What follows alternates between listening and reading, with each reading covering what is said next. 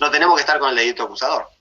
No tenemos que responder con una sanción disciplinaria. No tenemos que responder con, todos los adolescentes son iguales, todos los viejos son iguales. No sirve de nada eso. Primero hay que entender por qué sucede este proceso y a partir de ahí actuar humanamente.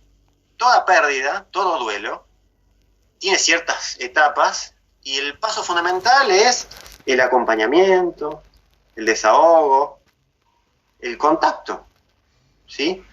Como toda situación de pérdida, cuando uno pierde un ser querido, necesitamos que nos acompañen, que nos permitan putear, patalear, nos den una mano, nos sequen las lágrimas, nos acompañen. Bueno, esta crisis real y simbólica de la vejez es fundamental que la acompañemos a transitar. Si esto sucede favorablemente, la persona anciana va a ser un anciano sano, jovial, pleno, independientemente después si tenga 15 enfermedades, pero van a estar ellas a un segundo plano de su vida personal. Mientras que si ese duelo, esa crisis de la vejez no se elabora adecuadamente, podrá transitar toda la vejez hasta los 150 años de la persona y aún sin enfermedades no va a ser un viejo pleno, no va a ser un viejo saludable y va a ser una persona anciana que le va a pesar la vejez, porque nunca la llegó a elaborar y asimilar. Entonces, caramba, si no es importante tratar el tema del duelo en el inicio de la vejez. Lo mismo pasa en la adolescencia. Si hacemos como corresponde las cosas con una persona adolescente, va a ser un adulto pleno. Mientras que si en la infancia y en la adolescencia no hicimos lo que correspondía, la persona va a estar toda la vida acarreando el lastre de que no tuvo una infancia y una adolescencia adecuada y que encima nadie lo acompañó y lo ayudó en ese proceso, ¿sí? Impidiendo que pueda ser un adulto con todas esas características.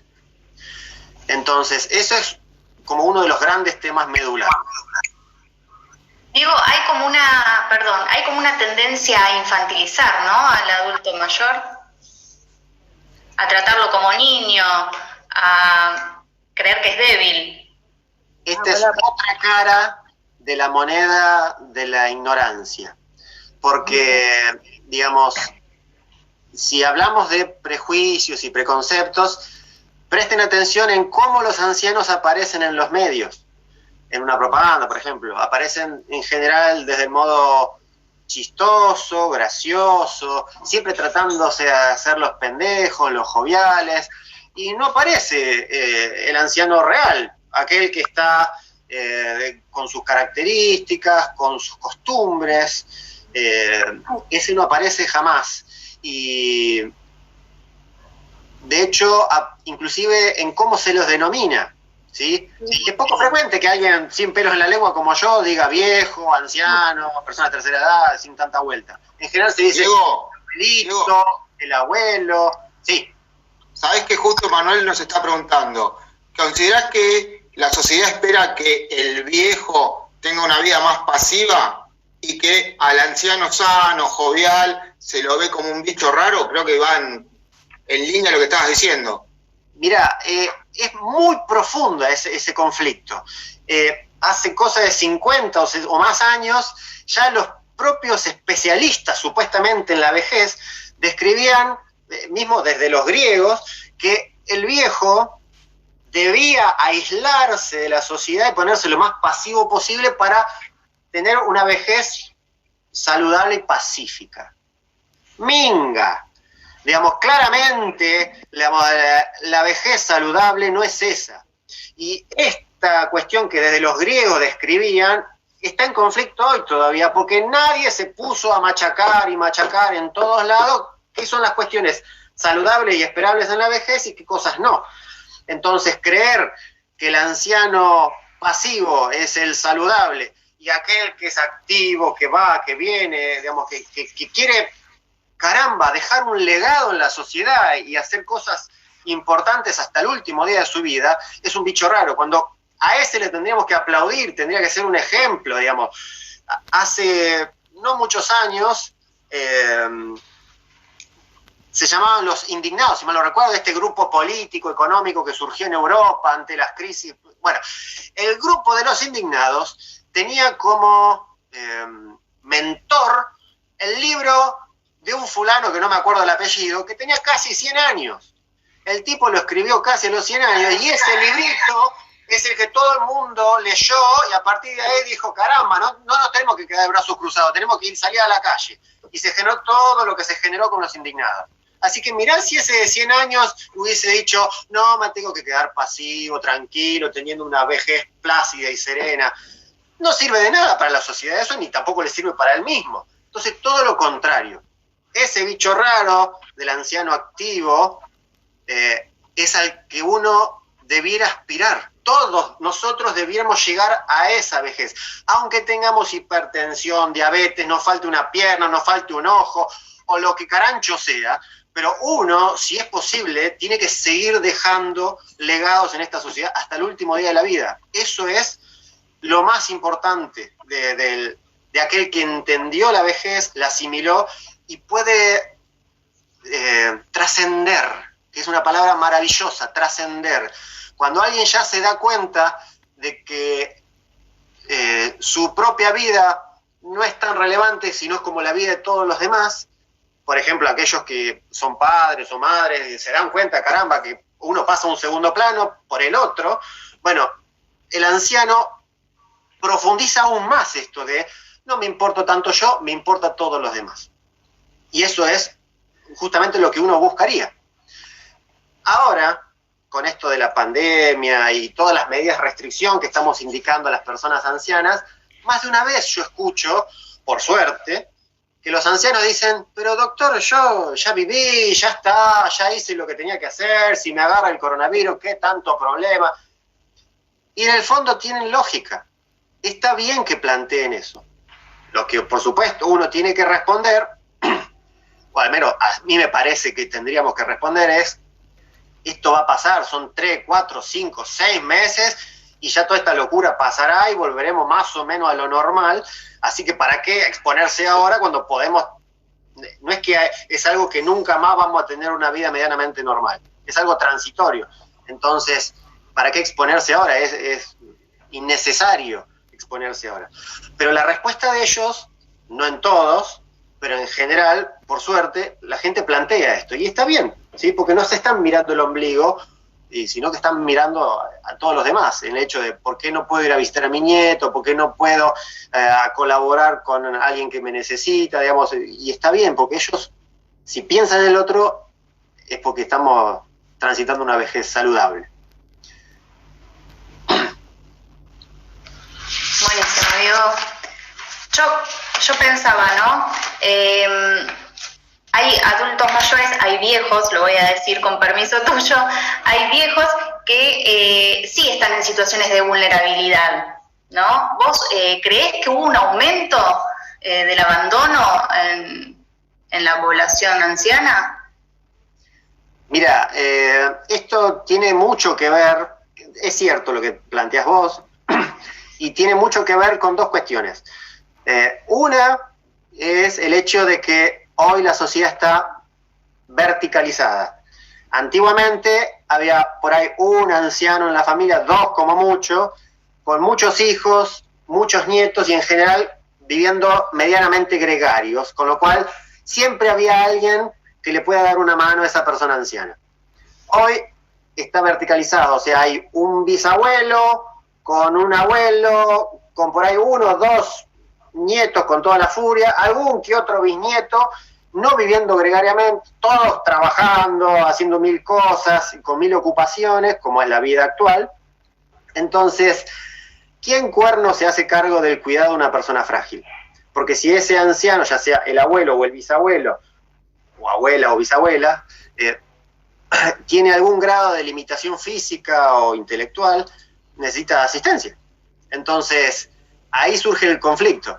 Si yo tengo que cuidar a mi hijo o a mi nieto, y yo tengo que trabajar, y encima soy viejo, y encima tengo que cuidar a mi padre, que es más viejo que yo, ¿cómo cuerno hago? Esto es lo que está pasando hoy. Y ahí es donde tendría que estar la política pública, inevitablemente. Ahí tendría que estar la política pública. Y la política pública no está a la altura de las circunstancias, no de ahora, de hace mucho tiempo, y no solo acá, en todos lados. Y esta bendita pandemia desnudó tantas cosas, y una de las cosas que desnuda es esto, de cómo el grupo de ancianos, sobre todo los ancianos más frágiles, no tienen esa red que describen los trabajadores sociales tan del todo armada como tendrían que estar. Entonces, en algún punto recae predominantemente en lo que la familia puede hacer, y hay familias donde no pueden hacer un cuerno. Sin embargo, voy a hacer algo esperanzador. En la Argentina, mal que mal, está PAMI, que cubre casi al 100% de los ancianos. Si me cruzo del otro lado, veo Brasil, que no existe algo como PAMI. De los ancianos, que son muchos, tendrán cierto grado de cobertura, un 30%, un 35%. El 60% restante de todos los ancianos están exclusivamente a cargo de sus familias, porque nadie más les va a dar una mano, o directamente a cargo de ellos mismos. O sea, ellos tienen que seguir trabajando hasta el último día de su vida para tener ingresos, para poder subsistir. Si algo le pasa y no puede trabajar, y no tiene nadie al lado que los cuide, están librados a la buena de Dios. Quizás eso es una de las tantas razones por las cuales el coronavirus en Brasil es muy distinto acá, sumado a otras cuestiones, ¿no? Por supuesto. Pero sí, volviendo a tu pregunta, Nadia, digamos, cada vez estamos un poquito más vulnerables, más frágiles a la vejez, y si encima tenemos en cuenta de que la expectativa de vida ha aumentado sostenidamente en las últimas décadas, y esta expectativa de vida va de la mano de discapacidad, porque no es expectativa de vida libre de discapacidad, sino es con enfermedades, entonces esto es un serio conflicto. Vos sabés, Diego, que el otro día mirando un video tuyo, tomé conciencia de algo que lo veía siempre y no me daba cuenta, es que a los adultos mayores nuestros generalmente los cuida otro adulto mayor. Sí, tal cual.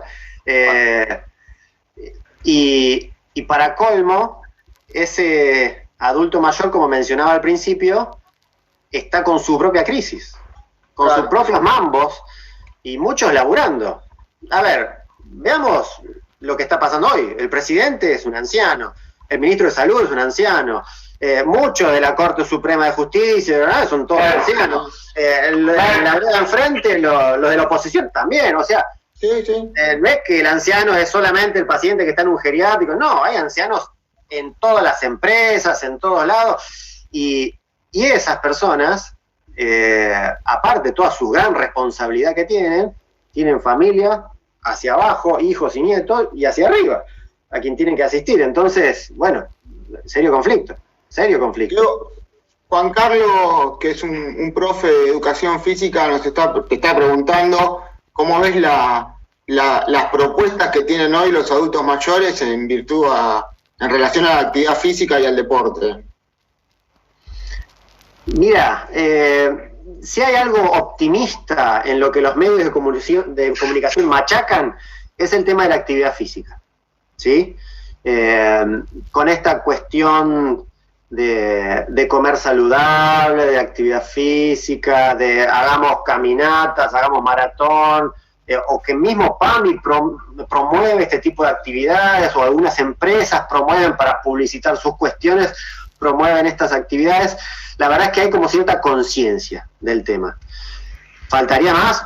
Muchísimo más, ¿sí? Sobre todo profundizar sobre qué tipo de actividad física, porque lo ideal, insisto, yo cuento mi experiencia, mi saber, todo esto está supeditado a discusiones y confrontación, digamos, yo no soy el dueño del saber, pero mi opinión al respecto es que la actividad física ideal es aquella no solo que le haga bien al cuerpo y al espíritu, sino que también nos dé interacción social, que es fundamental en la vejez, fundamental.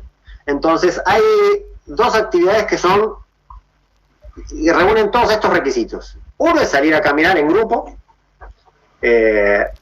y la otra cuestión es el Tai Chi, que el Tai Chi es un ejercicio físico fabuloso desde lo físico, todo ejercicio de resistencia, son esas artes marciales, para el que no sabe, son esas artes marciales muy lentas que parecen de mimo,